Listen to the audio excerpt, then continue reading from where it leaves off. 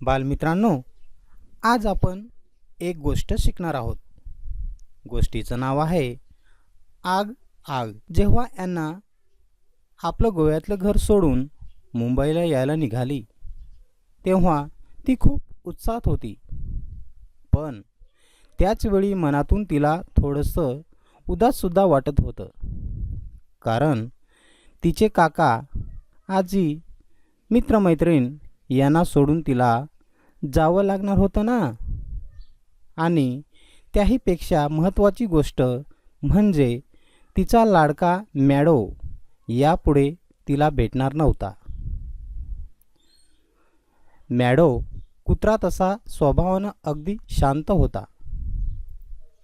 तो दिवसभर निवांत झोपा काढायचा. मात्र शेजारी कुठंही लग्नकार्य असलं की मात्र तो अगदी वेड्यासारखा अखंड भुंकतच राहायचा. मुख्य म्हणजे जोवर ॲनाचे काका आपलं व्हायोलिन वाजवणं बंद करायचे नाहीत तोवर तो आपलं भुंकणं अजिबात थांबायचा नाही. ॲनाचं मॅडोवर अगदी जीवापाड प्रेम होतं. प्रत्येक गोष्टीपासून तो नेहमीच आपलं रक्षण करेल हे तिला पक्का ठाऊक होतं. अनोळखी लोकांपासून, कुठल्याही धोक्यापासून आणि मुख्य म्हणजे तिच्या काकांच्या कर्कश व्हायोलिन वाजवण्यापासून सुद्धा. मुंबई एक अतिशय गजबजलेलं शहर होतं. सगळीकडे खूप गोंगाट होता. पक्ष्यांचा किलबिलाट, चर्चाचा घंटनाद आणि गावातल्या संगीताचे स्वर यांची ॲनाला खूप आठवण येत होती. अर्थात एकाच गोष्टीची तिला अजिबात आठवण येत नव्हती आणि ती म्हणजे काकांचं बेसूर व्हायोलिन. कधीकधी शाळा सुटल्यानंतर ॲना आपल्या बाबांबरोबर पत्र आणि पार्सल याचं वाटप करायला जात असे.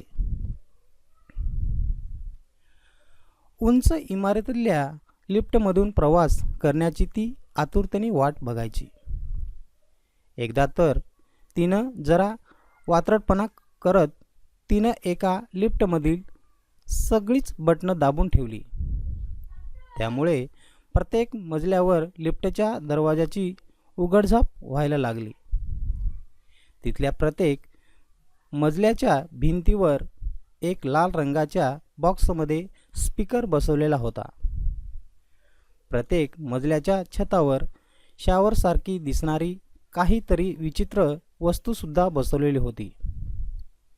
इथं उभं राहून आंघोळ करावी असं कोणाला बरं वाटत असेल?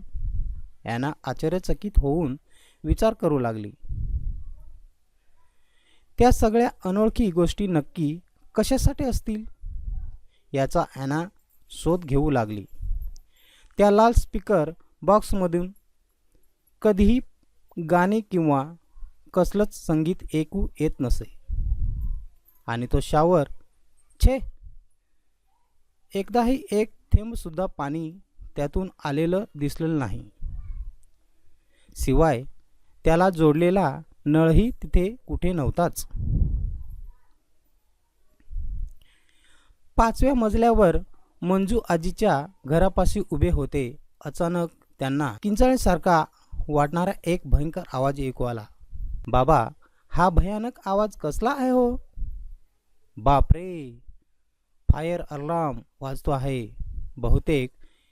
ॲना, चल पटकन, आपल्याला इथल्या संकटकालीन दरवाज्यातून लगेच बाहेर पडलंच पाहिजे. ॲनानं बघितलं तर बरेच लोक तिथल्या एका सुरक्षित असणाऱ्या ठिकाणापाशी गोळा झाले होते.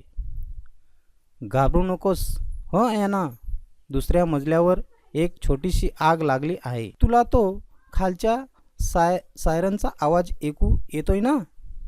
तो आगीच्या बंबाचा आहे. अग्निशमक दलाचे काका आपल्या मदतीला आले आहेत. तेवढ्यात त्या विचित्र शॉवरमधून सगळीकडे पाण्याचे फवारे उडायला सुरुवात झाली. अरे बापरे, तिकडे त्या कोपऱ्यात कोण आहे? अरे च्या, हे तर मंजू आजीचं मांजरीचं पिल्लू. आग आणि पाणी यामुळे ते अगदी भेदरून गेलं होतं. भीतीने थरथर असलेल्या त्या पिल्लाला पाहून ॲनाच्या अंगात एकदम शौर्य संचारलं. ती त्याची सुटका करायला धावली. आता तिला थोडं धीर आल्यानं तिनं बाबांना विचारलं, त्या शॉवरमधून पाणी कसं काय आलं हो बाबा?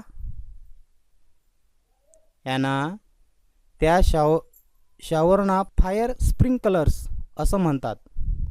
आग लागली की ते आपोआप सुरू होतात, बाबांनी माहिती दिली. पण त्यासाठी इथे नळ कुठं आहे बाबा? ॲनानं पुढचा प्रश्न विचारला. मग ॲनाचे बाबाही मान वर करून त्या स्प्रिंकलरकडे बघू लागले. या प्रश्नाचं नेमकं उत्तर खरं तर त्यांनाही ठाऊक नव्हतं. इथे पाण्याचा नळ नसतो ॲना, मंजू आजीनं उत्तर दिलं. तो लाल रंगाचा पाईप दिसतोय ना, तो कायम पाण्याने भरलेला असतो. त्याच्यावरती एक काचेचा गोळा घट्ट बसवलेला असतो. जवळपास कुठेही आग लागली तर त्या उष्णतेमुळे गरम होऊन तो गोळा फुटतो. मग आपोआप शॉवरमधून पाण्याचे फवारे सुरू होतात. अच्छा, असं आहे होय, ॲनाचे बाबा म्हणाले. आज त्यांनाही एक नवीन गोष्ट शिकायला मिळाली होती.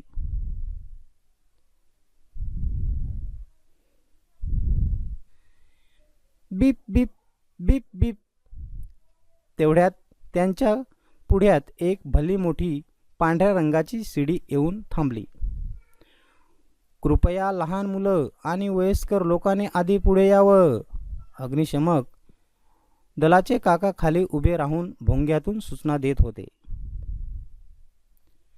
त्या अग्निशमक दलाच्या शिडीवरच्या पाण्यामध्ये जाऊन उभं राहिल्यावर मंजू आजीनं ॲनाचा हात घट्ट धरला आणि भीतीनं आपले डोळे गच्च मिटून घेतले. ॲना मात्र विस्पारलेल्या डोळ्यांनी सगळीकडे बघत होती. ॲना, आज तू खरंच खूप शूरपणे वागलीस, तिचे बाबा अभिमानानं म्हणाले. त्या फायर अलार्मचा आवाज ऐकून तुला भीती वाटली का ग? मग ॲनानं त्यांच्या पोटाला घट्ट मिठी मारली आणि होकारार्थी मान डोलावली. आज त्या फायर अलार्ममुळे आपण सगळेजण सुखरूप वाचलो. किती उपयुक्त गोष्ट आहे ना ती, बाबा हळुवार आवाजात म्हणाले. हे तर आपल्या मॅडो कुत्र्यासारखं झालं की ग, ॲना कुजबुजत त्यांना म्हणाली. तिचे बाबा जरा बुचकाळ्यात पडले.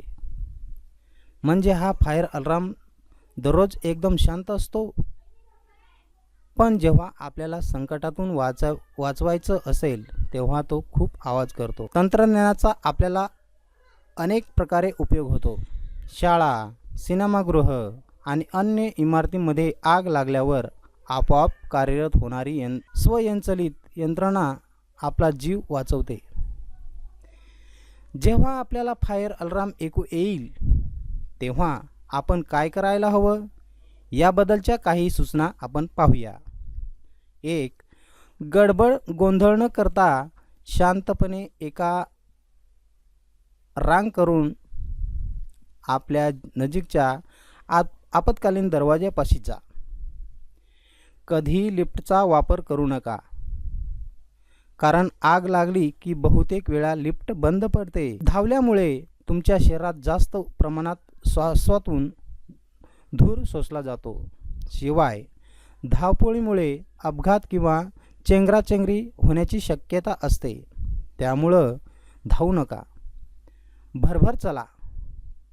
शक्य असल्यास एखादा टॉवेल ओला करून तो तोंडाभोवती गुंडाळून घ्या. आगीवर पाण्याचा मारा करू नका, यामुळे आग पसरण्याची किंवा विजेचा झटका बसण्याची शक्यता असते. मोठ्या माणसांना विजेचा मुख्य स्विच बंद करायला सांगा. कोणत्याही प्रकारच्या विजेच्या उपकरणांना किंवा बटनांना हात लावू नका. जर बाहेर पडण्याच्या मार्गावर खूप धूर जमा झालेला असेल तर तिथून रांगेत किंवा सरपटत बाहेर पडा. यामुळे नाकातोंडात धूर जाण्याचं प्रमाण खूप कमी होतं.